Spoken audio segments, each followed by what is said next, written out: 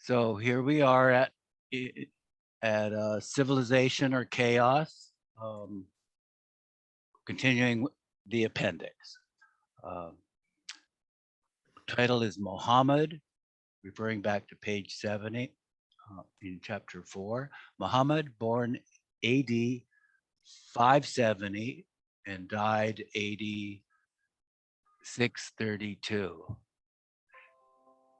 And I could interject that I guess the Muslims,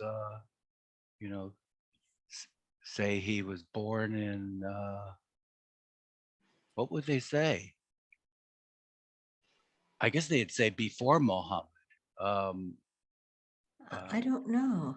Yeah, that would be before Muhammad, 62, and then he died in 0 after Muhammad. Would it work that way?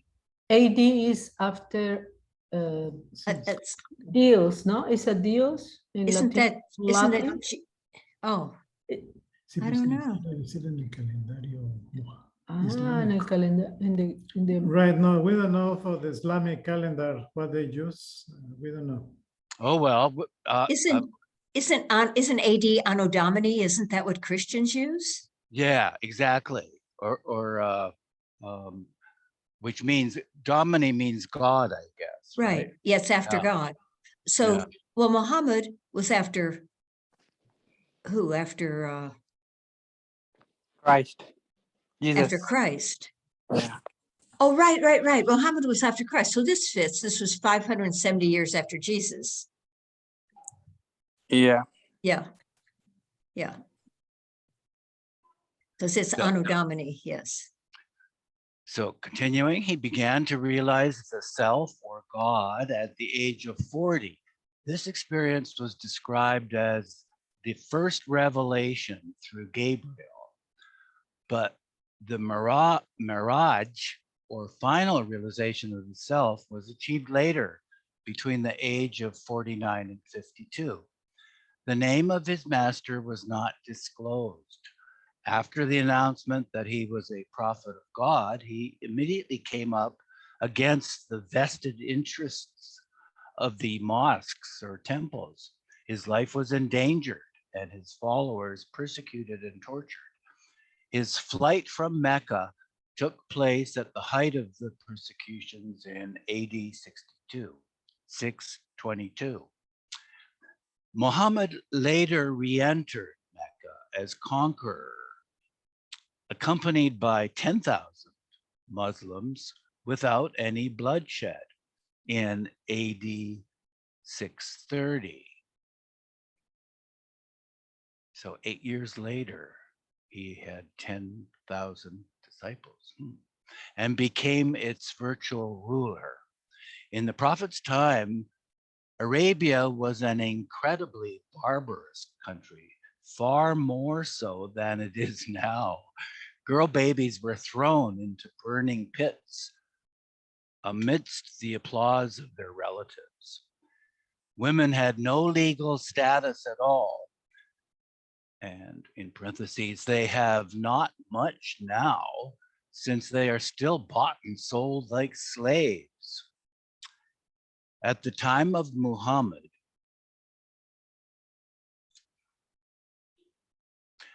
the only way a man could obtain protection for a woman was to marry her, hence the reason for the Prophet's wives. The Meccans treated Muhammad to begin with in much the same fashion as the Jews treated Jesus, only they did not succeed in killing him. There are various miraculous stories and events connected with the Prophet's life, but although he had all the powers of the God-man, it appears that he rarely exerted them. Before he died, he had united Arabia. Marianne, could you unmute and continue? Okay. Yes. Chapter 9, page 160. Dr. George Creel, the eminent American surgeon, in his book, The Phenomena of Life, pointed out that electrical energy plays a fundamental part in the organization, growth, and function of protoplasm. Krill held that living cells are electric cells functioning as a system of generators, inductance lines, and insulators, and that the role played by radiation and electricity in living processes is no more mysterious in man than in batteries and dynamos. George Lakhovsky, the engineer physicist, in his book, The Secret of Life, shows that his theories bear a striking similarity to those of the above-mentioned medical man, and both were singularly successful in the practical application of their theories, which have revealed a new vista for scientific research, which may ultimately lead to the solution of the cancer problem. Although Lakhovsky, by means of his famous multiple wave oscillator, obtained relief from cancer and various forms of arthritis and other diseases, if not cures, it appears that his methods are not in use in England, although widely known on the continent and in America. Yet professional criticisms of the great dangers of radium treatment are on the increase. Professor d'Arsonval, in his preface of Lakhovsky's revolutionary work, writes, quote, "The high priests of science are well nigh as orthodox and tyrannical as the pontiffs of religion. Whoever dares to question the validity of their dogmas is promptly it says anathematized. It might mean anesthetized. I'm not sure. No, I think it's it's a word. anathematized. Yes, it's Yeah, I think you're right. anathematized. Yes, Yeah. anathematized, if not expelled from the sacred fold of acquiescent sheep, penned up in nationalized institutions and laboratories, end quote. Thanks, Marianne. Gloria, could you unmute and continue? Yes, thank you. Page 161. French investigators, with their unusual mental clarity and capacity for following out a logical system of thought to a realistic conclusion, unhampered by want of intellectual honesty or lack of moral courage, did much useful research on what they call the anatomy of the soul at the beginning of this century. Unfortunately, their works, for the most part, have not been translated into English. Charles Lancelin, a fearless investigator of the unknown, wrote a book, L'âme humaine, which was published in Paris in 1918. This work was before its time, but is now of considerable importance to the psychologist. The author sought to prove the objective reality of the mind insofar as its objective status could be proved, as in photography and clinical work. He began first of all by providing the objective reality of the double, that is the astral body of the subject, or in other words, the theory of bilocation. From this hypothesis, he went on to prove the existence of other finer ethereal bodies.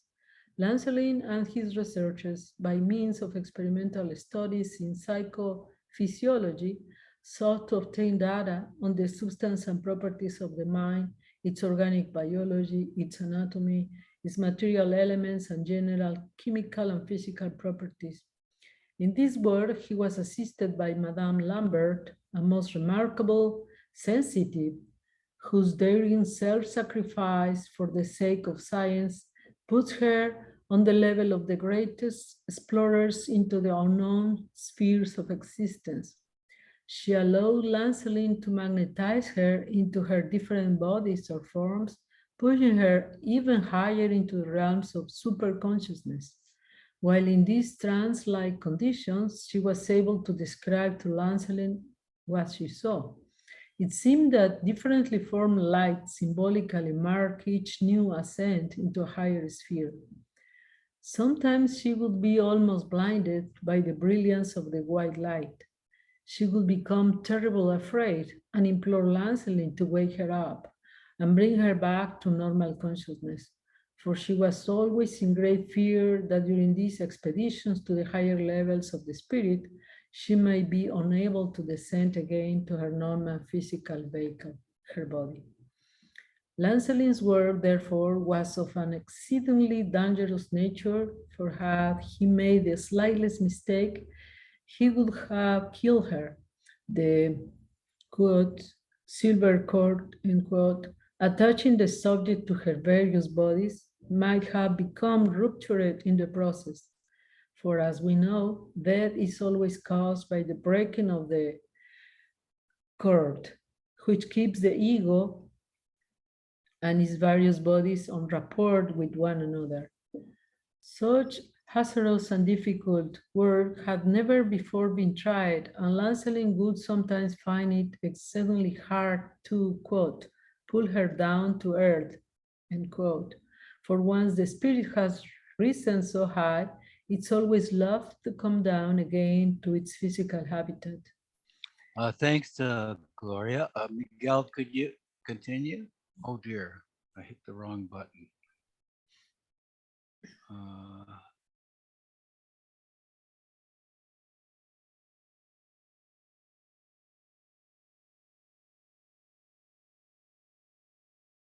No, let's see. I didn't pay any attention to the page that we started on, so I have no idea. This part Gloria, about Maya Gloria is started last week. reading Here we go. 161.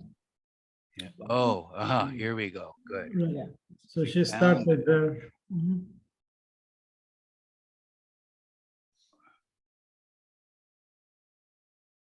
So right. I guess it's from. Yes, from on one occasion, I think.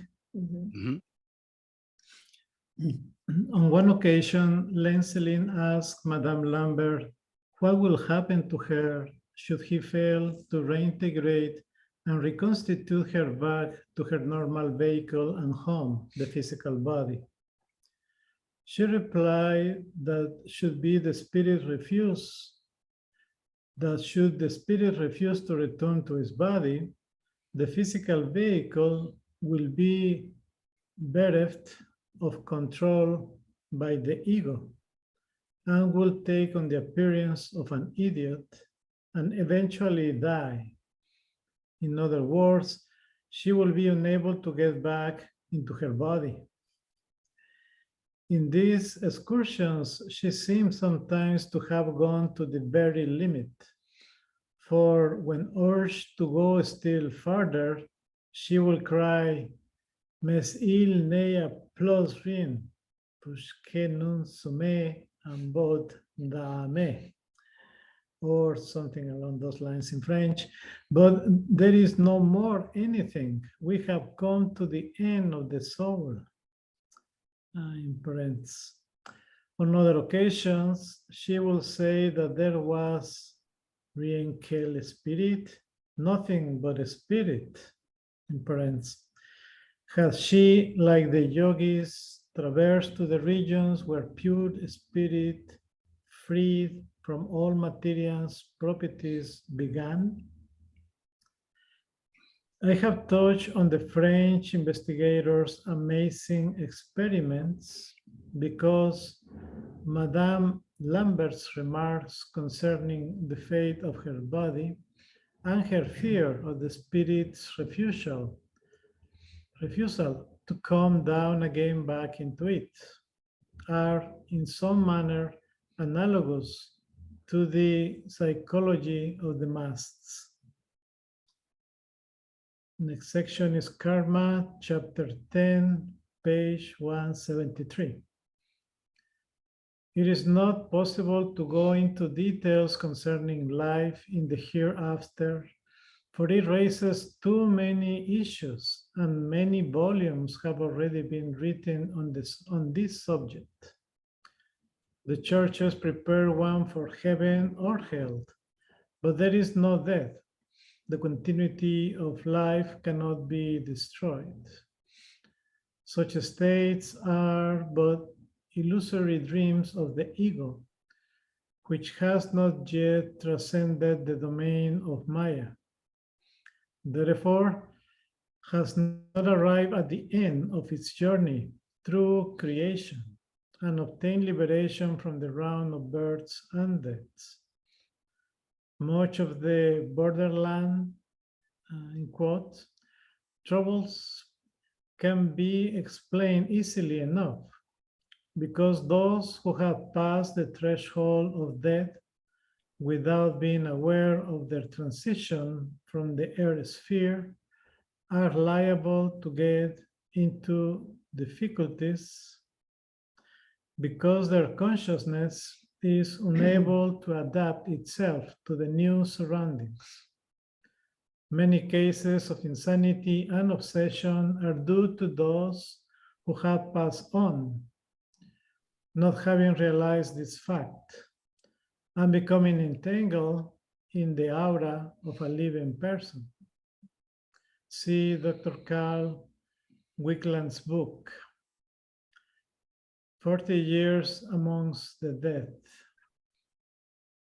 This physician was renowned in Los Angeles for his sudden cures of acute cases of insanity. He adopted the spirit hypothesis with great success. Thank you, Miguel. Mayor, could you continue? The confusion and ignorance of the churches, who should be the custodians and guardians of the soul, are largely responsible for the unhappy condition in which so many find themselves after death due to their lack of interest during lifetime in post-mortem conditions. We will here quote from the discourses of Meher Baba and see what he has to say about after-death conditions. Under certain conditions, it is possible to use the physical senses consciously in such a way that we contact the semi-subtle spheres. That is to say, the link between the physical or the gross world and the subtle or mental plane. Thus, we can communicate with the spirits of the dead, the spirits of all human beings, except those who have progressed so far as to be beyond the fourth plane. The spirits of all human beings come to this semi-subtle sphere in accordance with their sanskaras, that is, their impressions gathered during earth life. They return to the semi-subtle plane for a time. These spirits that are, as it were, in the waiting room of the semi-subtle sphere may be contacted by spirit communication. The semi-subtle sphere and heaven and hell and their respective experiences are not real.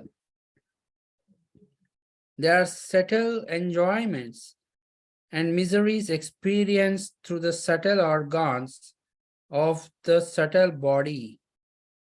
Some of the descriptions after death are partly true, but little importance should be attributed to them. During the interval between the two incarnations, the consciousness of the soul is turned towards the sanskaras or impressions, with the result that there is a revival and magnification of corresponding experiences. The average man does not become aware of the subtle environment. He is wrapped up in the state of subjectivity and is absorbed in living through the revived samskaras. In this state, the experiences of pain and pleasure become much more intense than they were in the earthly life. And those subject to states of intensified suffering or joy are respectively called the heaven or hell, which are illusions within the greater illusion of the phenomenal world. End of quotation. To return to the theory of reincarnation, dreams quite often suggest dips into past life experiences. For instance, a cousin of mine once awakened from a singularly vivid dream in which she distinctly heard herself speaking from a church pulpit in the following terms, in the brackets, the words were at the end of a sermon. Start of quotation. All primitive religions have for God a trinity consisting of man, woman, and man-child. But in the Protestant religion, the place formerly occupied by the Virgin Mary has been usurped by the Holy Ghost. End of quotation. The cousin and myself both come from a long line of churchmen. This suggests that the dream implies a former clerical incarnation. My sister-in-law, once when dangerously ill, saw on the wall from her bed a series of wonderful cinematic-like records of events concerning the Stuart period, which were unknown to her, which gave the impression that they were associated with some previous incarnation. Many readers must have had such dips. There are also many other experiences which can only be explained by the theory of reincarnation, but they are outside the scope of this book. There are three distinct states of consciousness belonging to the seventh plane. One, the Sadguru, Kutub or perfect master, that is Nirvikalpa. This state is the fully God-realized state. But though God-realized, normal consciousness has been fully retained. That is, the Sadguru is conscious of himself as a man in the physical body, and thereby experiences the physical consciousness of the gross or material world. He is concerned with everyone and everything, and his duties consist in the care and progress of humanity. His hand of love and grace is extended to us, but at the same time, it might be said that it remains under the protection of a glove, which keeps it unstained and unaffected by the deeds, whether good or bad, of mankind. So that in spite of his mission on earth, he remains in a sense detached and unattached. Thanks, Mayor. I'll take another turn. 2, the Jivan Mukta. This God-realized man retains his normal consciousness, but he remains unaffected by the world, as he is not concerned with it and has no obligation nor duties to perform in connection with it. But at the same time, in spite of his purely negative attitude towards humanity, he remains a source of great spiritual radiance, and his spiritual power is used for the sustainment of the world. 3, the Majzub of the seventh plane. This God-realized soul is completely merged in God and has no normal consciousness, and therefore is quite disconnected from the affairs of the world. Hence the expression, the living dead. Though the Majzub will eat, sleep, talk, and move like a normal man, he is at the same time more or less unconscious of what he is doing or of what is happening to his own bodily existence. In a sense, he is free from all the illusions of duality which accompany the life of a normal Rowan. What could that be? Anyway, his presence nevertheless has great spiritual potency, and people can be benefited by his proximity. He is generally recognized by those around him as being a great saint and is cared for and worshipped as such. The god mad cannot take care of themselves, and if left alone, their bodies will be neglected and starved. Marianne, could you unmute and continue? Yes. We must make it clear that besides the 56 God-realized ones and the 7 most advanced souls, always physically alive on earth at all times, there are numbers of other advanced souls, and amongst the latter, different types of majzubs and saliks. There are, in fact, 7 chief types amongst both on the various planes in ascending order to the 7th plane. But we cannot go into details in this book. Such knowledge having already been elaborated elsewhere in the Master's teachings. We must always remember that nirvana is the state of ultimate perfection, when the ego becomes merged in God or the oversoul, and none can return to earth from this state. Nirvikalpa is also the same state as nirvana, but the ego can and does return to earth consciousness as a sadguru, salik, or majzub.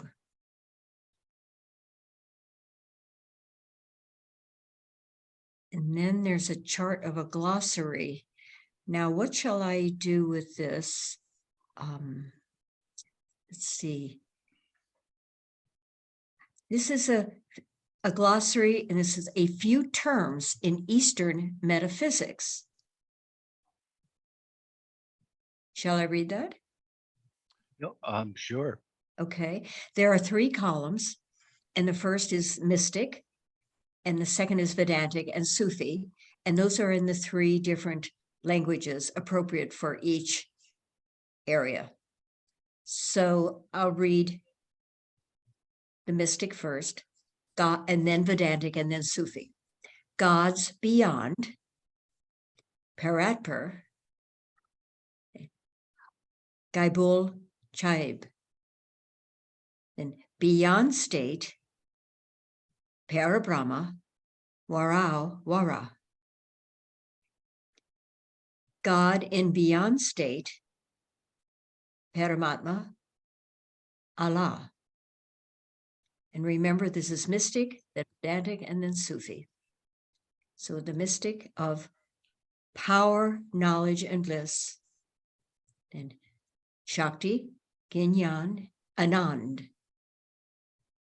Kudrat, Marfat, and Musarat. Emanator.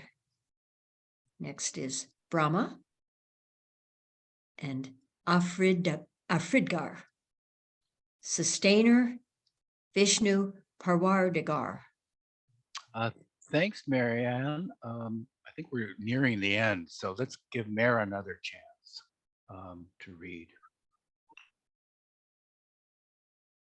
Mare from Embodied Soul. Dissolver. Oh, sorry. You're right. From Dissolver, Mahesh, Fanakar. So mystic embodied soul is Jiva, Jane Jismi in Sufi. Evolution, Utkranti, Irtika. Reincarnation, Punarjanma, Rizat or Avagavan. The divinely absorbed, Brahmibhut, Rizat Mazub, the highest divine consciousness, Vidyan, Arshe Ala, attributeless, Nirgun, La Sifat, formless, Nirakar, La Surat, divine junction, Turiya Avastha, Fana Ma Al Baka, God Man, Sadguru, Kutub, manifest in form, Sakar, Basurat, human, Jivatma, Insan, gross world, Anna Bhuvan, Alame Nasut, subtle word, Prana Bhuvan, Alame Malakut, mental world, Mano Bhuvan, Alame Jabrat, advanced souls, sadhus, Mutavasit, infinite, Anant, La Mehdud, liberated incarnate, Jivan Mukta, Azade Mutlak. Great. Do you speak Arabic too? No, but there Kutub, you see the word U was inverted, the letter. We are from Hyderabad, we speak Urdu like little bit.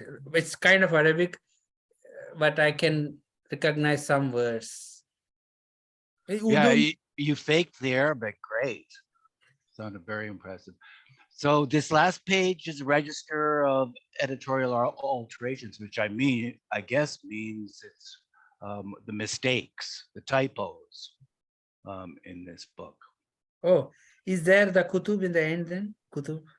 Oh yeah, that's a good way of checking. Yeah. No, they didn't. Doesn't look like they caught it. Yeah, Maybe because it was in the chart. yeah, yeah. Okay, awesome. We're done. We're done for Civilization or Chaos. Next week, I guess we'll do In Quest of Truth, which was her follow-up book. I think she said that people asked her to rewrite Civilization or Chaos, so it was more understandable by ordinary folks. I think something like that. And she said, "Oh, I can't do that, but I'll write another book."